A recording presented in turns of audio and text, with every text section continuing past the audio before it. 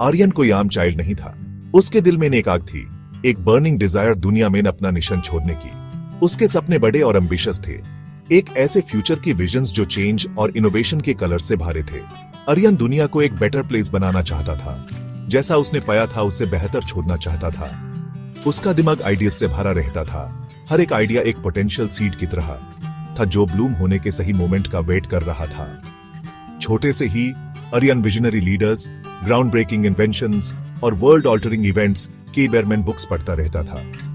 वो खुद को इसी लिनेज का पार्ट मानता था, उन लोगों की लेगेसी का सक्सेसर जो देयर टू ड्रीम बिग करते थे और इम्पॉसिबल को चेस करते थे। आर्यन मानता था कि वो ग्रेटनेस के लिए डेस्टिन्ड है और कुछ भी नहीं, यहां तक कि उसके छोटे से टाउन की लिमिटेशंस भी यूज रोक नहीं सकती थी। उसके पेरेंट्स, सिंपल येट सपोर्टिव, अपने बेटे के अंदर की स्पार्क को पहचानते थे। उन्होंने उसकी क्यूरियोसिटी को नर्चर किया, उसके नॉलेज के लिए थर्स्ट को एनकरेज किया और यूज वो लव और स्टेबिलिटी दी जो यूज फ्लरिश होने के लिए चाहिए थी। आर्यन बैडलेमैन अपनी फैमिली को चेरिश करता था, उनका अनवेवरिंग बिलीफ उसकी डिटर्मिनेशन को फ्यूल करता था। वो जानता था कि उनका प्यार उसका एंकर है, एक कांस्टेंट सोर्स ऑफ स्ट्रेंथ, एक ऐसे दुनिया में जो अक्सर टर्बुलेंट और अनसर्टेन लगती थी। जैसे जैसे आर्यन बड़ा होता गया, उसके सपने और क्लियर होते गए। उसने खुद को स्टडीज के लिए डेडिकेट कर दिया, साइंस और टेक्नोलॉजी में एक्सेल किया, ऐसे फील्ड्स जिन्हें वो मानता था कि एक ब्राइटर फ्यूचर की है। उसका पैशन अनडिनायबल था, उसका कमिटमेंट अनवेवरिंग था। वो लाइब्रेरी में घंटों बिता रहता था, टेक्स्ट बुक्स पढ़ता रहता था। उसका दिमाग एक स्पंज की तरह नॉलेज अब्सॉर्ब करता था, इनसेशेबल हंगर के साथ। लेकिन आर्यन की single minded pursuit of his goals की एक कीमत थी। वो अपने चाइल्डहुड फ्रेंड्स से दूर होता गया। उसका दिमाग इक्वेशंस और एक्सपेरिमेंट्स में लगा रहता था, जबकि वो गेम्स और गॉसिप डिस्कस करते थे। वो बर्थडे पार्टीज मिस करता था, फैमिली गैदरिंग्स स्किप करता था, हमेशा अपनी बुक्स में घुसा रहता था या गैरेज में अपनी मेकशिफ्ट लैब में टिंकर करता रहता था। शुरू में उसके फ्रेंड्स और फैमिली समझते थे, उसकी एब्सेंस को उसके डेडिकेशन से जोड़ते थे। उन्हें उसकी एम्बिशन पे, उसके अनवेवरिंग फोकस पे गर्व था। लेकिन जैसे जैसे टाइम गुजारता गया, उनके रिलेशनशिप्स में एक सब्टल डिस्टेंस आ गई।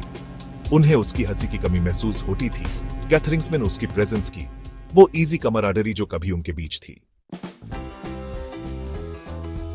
अपनी एम्बिशन से ड्राइवन, आर्यन अपने होम टाउन से बस्लिंग मेट्रोपोलिस के लिए निकल गया, कंट्री की सबसे प्रेस्टिजियस यूनिवर्सिटी में एडमिशन पाने के लिए। उसने स्टडीज में एक्सेल किया, उसकी ब्रिलियंस ने यूज एक्कोलेड्स और रिकॉग्निशन दिले। वो इंटेलेक्चुअली स्टिमुलेटिंग एनवायरनमेंट में फ्लरिश हुआ, लाइक माइंडेड पीयर्स से सराउंडेड जो उसकी नॉलेज की थर्स्ट शेयर करते थे। लेकिन रियल वर्ल्ड आर्यन के सोच से ज्यादा हार्श और सिनिकल निकली। यूज कटथ्रोट कंपटीशन का सामना करना पड़ा, जहां सक्सेस अक्सर वेल्थ और इन्फ्लुएंस से मेजर होती थी, न कि जेन्युइन इनोवेशन या सोसाइटल इंपैक्ट से। उसने ग्रीड और करप्शन को देखा जो सर्टेन सेक्टर्स में था, जिससे वो डिसिल्यूजन्ड और डिसहार्टेंड हो गया। सिटी में जो दोस्त उसने बनाए, एम्बिशियस और ड्रिवन उसकी तरह, वो इस कटथ्रोट मेंटालिटी को एम्ब्रेस कर चुके थे। वो कॉर्पोरेट लैडर क्लाइम करने, हाई पेइंग जॉब्स पेन और वेल्थ एक्यूमुलेट करने की बात करती थी as the ultimate measures of success. Aryan अभी भी अपने आइडियलिस्टिक विजन से जुड़ा हुआ, रिलेट करने के लिए स्ट्रगल करता था। वो कुछ और चाहता था, एक डीपर सेंस ऑफ पर्पस जो मटेरियल गेन से परे हो। ग्रोइंग डिसिल्यूजनमेंट के बावजूद आर्यन का टैलेंट और डेडिकेशन अननोटिस्ड नहीं रहा। यूज प्रेस्टिजियस कंपनीज से लुक्रेटिव जॉब ऑफर्स माइल, हर एक वेल्थ, रिकॉग्निशन और कटिंग एज प्रोजेक्ट्स पे काम करने का अपॉर्चुनिटी प्रॉमिस करती थी। उसने एक ऐसा पथ चुना जो वो मानता था कि उसकी वैल्यूज के साथ अलाइन करता है, एक कंपनी जो अपने एथिकल प्रैक्टिसेस और सोशल रिस्पॉन्सिबिलिटी के कमिटमेंट के लिए जानी जाती थी। आर्यन ने अपने काम में एक्सेल किया, क्विकली रैंक्स में नंबर आया। उसके इनोवेटिव आइडियाज और प्रॉब्लम सॉल्विंग स्किल्स ने यूज कॉलीग्स का रिस्पेक्ट और सुपीरियर्स की एडमिरेशन दिले। उसने वो सक्सेस अचीव कर ली थी जिसके लिए वो हमेशा स्ट्राइव करता था। फिर भी एक हॉलोनेस यूज खाए जा रही थी, एक ऐसा सेंस ऑफ अनफुलफिलमेंट जो कोई भी प्रोफेशनल अकॉम्प्लिशमेंट नहीं मिटा सकता था। उसके पास वो सब कुछ था जो वो चाहता था, वेल्थ, रिकॉग्निशन और चेंज लेन की पावर। फिर भी वो स्ट्रेंजली एम्प्टी फील करता था। लॉन्ग आवर्स, परफॉर्म करने का कांस्टेंट प्रेशर और कॉर्पोरेट वर्ल्ड की कटथ्रोट नेचर ने अपना असर दिखा दिया था। वो और आइसोलेटेड हो गया था, उसकी दुनिया उसके काम और उसके लग्जूरियस येट लोनली अपार्टमेंट तक सिमट गई थी।